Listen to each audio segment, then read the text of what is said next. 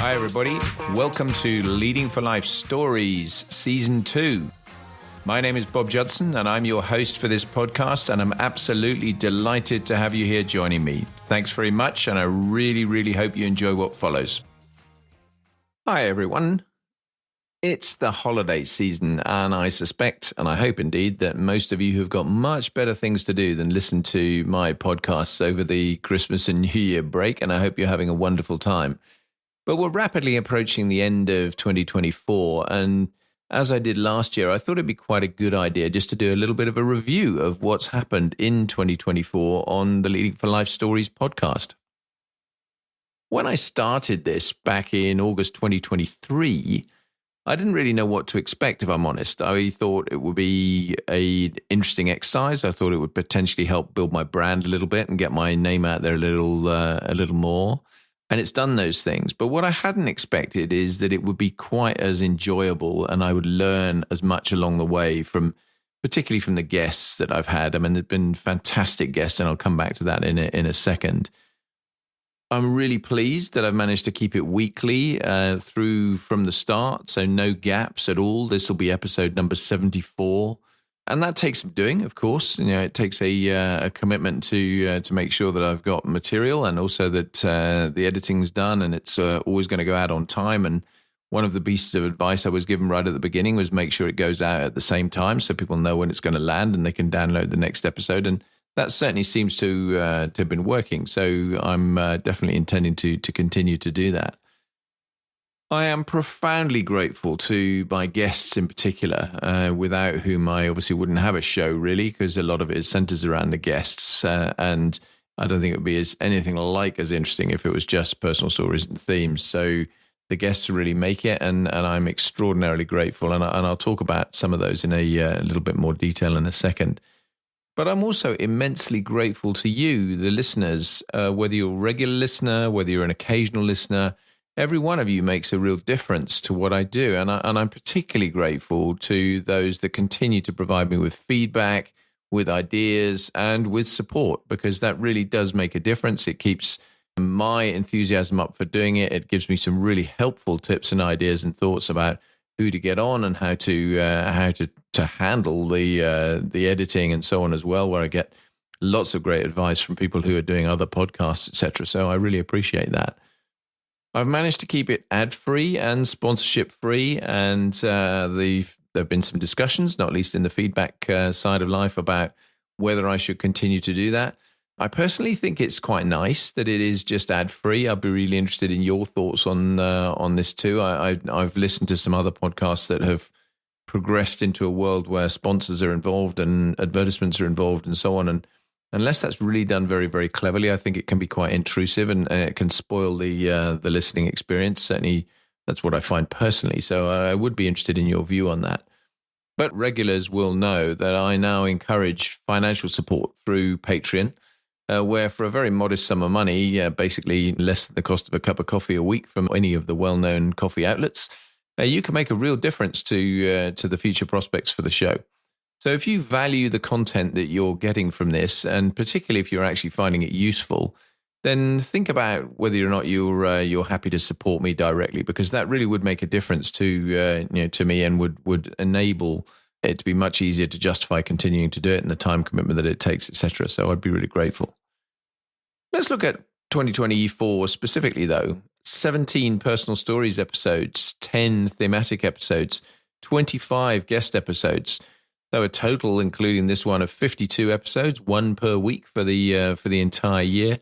And we've covered an awful lot of ground in that time. On the personal stories front, it's gone from my German exchange tour way back in 1989. I started that at German Air Force Bremgarten in the southwest of Germany, through to my command of RAF Coningsby. And I've done a series of episodes that I haven't quite concluded yet on that command tour, because there were so many really important elements, particularly leadership-focused ones from that kind of role. So that's a big chunk of my RAF career, from when I was a relatively young flight lieutenant to being a group captain in the Air Force. But plenty more to come in terms of personal story stuff from the rest of my RAF career, and indeed beyond it. So That's not a theme or a strand that's going to dry up anytime soon. So I hope you've gained some things from that. There have been plenty of life lessons and so on that I've put in there, and I think some interesting and amazing actually experiences that I've had, and that I hope you've enjoyed listening to when I've been talking about those. On the thematic side, apart from this review, the themes that I've covered this year have been teamwork, hearts and minds, dealing with adversity, lifelong learning and investing in yourself, family and friends, communicating with impact, technology, motivation, and the power of debriefing.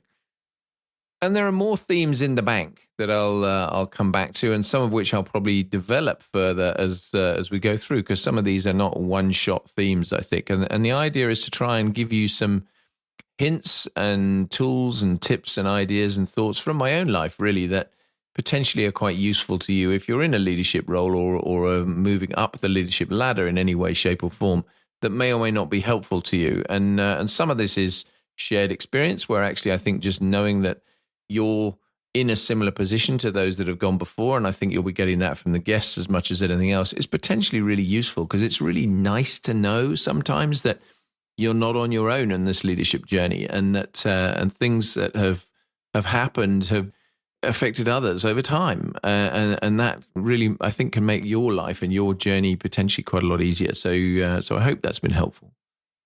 Those 25 guests, all of them have been amazing. But with some apologies to those that I don't mention, because I really can't go through all 25, I think a few really do stand out for me, and I just thought it was worth mentioning some of those and why they stood out so much. Two that immediately leapt to mind were Mandy Hickson and Liz McConaughey, separate episodes 32 and 36.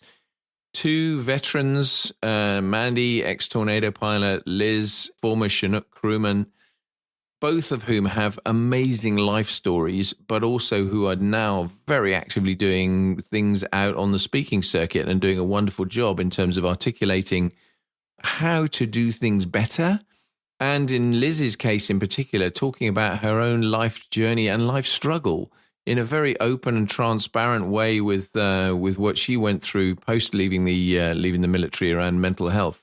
And she is a fantastic advocate, not least for Combat Stress as a charity, but just about supporting people on the mental health side in the round. And I really would commend both those episodes to you. I think they're a fantastic listen, and I'm greatly appreciative of both of them for joining me.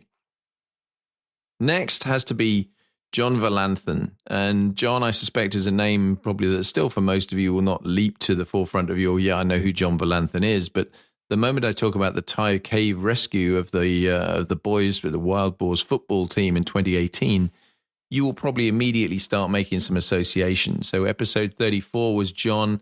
He's a cave explorer, and he, with his colleague Rick Stanton, they were the two divers who surfaced in the cave, having found the boys who'd been missing for days at that point, and ultimately then led the rescue that successfully brought all of them out alive. Nothing short of a miraculous story. And that was just a fabulous conversation to have with someone who's doing something that is quite beyond any of our normal life skill sets, I think, and an extraordinary individual, very, very modest with it as well. Professor Michael Manelli, episode 57, the Lord Mayor of London. What a privilege to get Michael in his Lord Mayoral term of office, to actually get him to talk about the City of London and the historical significance of all of that, as well as his own leadership journey and leadership experience, which was equally fascinating. Lord Graham Brady, episode 58, former chairman of the 1922 committee, saw a record number of prime ministerial elections as Conservative prime ministers came and went in the last government. Again, really fascinating insights into a world that is often viewed or listened to by us in the broadcast media, but actually not that well understood by a lot of us as well. So some great stuff that's in there. Simon Reed, the headmaster of Christ Hospital at Horsham, my old school, where I always have great association, and I'm forever grateful to it as a school for what it set me up with for life. Simon was episode 60, and again, great insights from a man who's at the top of the educational profession in a big independent school on his own journey, but also looking at education in the round. And again, fascinating episode. Professor Richard Sullivan, episode 69, a fantastically capable individual leading cancer care at King's College in London, but also a very, very active with the World Health Organization and globally looking at health in conflict areas and taking tremendous personal risks to do what he does by getting out into some of those areas and talking to all sorts of people and bringing that insight back to further the health initiatives that can be brought to bear in conflict areas, as well as obviously providing care on the ground while he's there, which is inevitably part of what has to happen. He was episode 69. And again, if you listen to that episode, I'm sure you'll share the view that this is a man with enormous capability and a fantastic personality to boot. And my last guest of this year was arguably the most special because Flight Lieutenant Colin Bell, Distinguished Flying Cross, episode number 72. Colin is 103 years old, and in March of 2025, he'll be 104 years old. And he is an amazing individual because when you talk to him and you see him and you engage with him generally, you would look at him and you think this is a man who's probably in his late 70s, not over 100 by some margin and still going strong, with an amazing life story and an amazing recall of really significant historical events.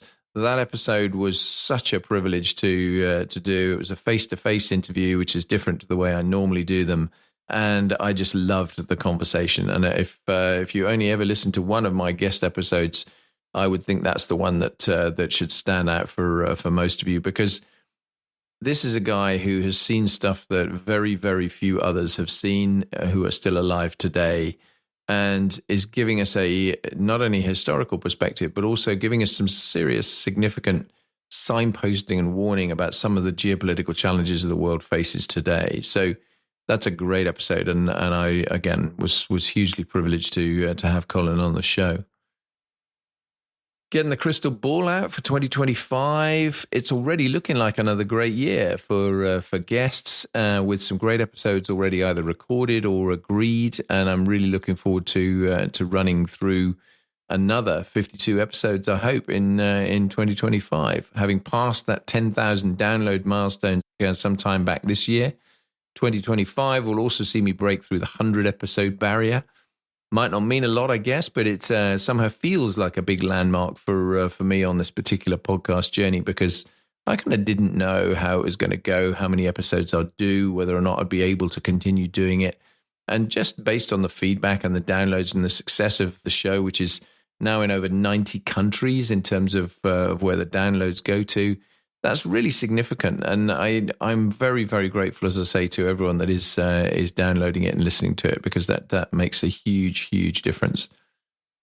I didn't want to make this a long episode because, as I said at the top of the show, I think you've got better things to do at this time of year than listen to me. And I just wanted to say thank you. And I wanted to wish you and your families all the very best for a wonderful New Year celebration. And I really hope that you achieve all that you hope for in 2025. If I can ever be of direct help to you along that journey, please don't hesitate to get in touch. But thanks very, very much for listening. And I look forward to seeing you in 2025. Happy New Year. All the very best. Thanks again. Bye now. I really hope you've enjoyed listening to Leading for Life Stories this year, and that you continue to listen to it in 2025. If you find the content valuable, then please do give me some feedback, share it widely on social media, like the show, subscribe to the show, do all those normal things that help boost its ratings, get it more visibility, and get more people able to listen to it and be aware of the content. If you really want to help me even further than that, then please consider supporting financially by going to www.patreon.com/leading4 and you'll find my show link there. You'll find the ability to join as a supporter, a champion, or a patron of the show. And for a very modest cost, you'll actually be making a massive difference to my ability to continue doing what I do with this. So I would really urge you to think about that if you're able to do so. And either way, I'm just massively grateful for you listening. Thanks ever so much. Take care. All the very best.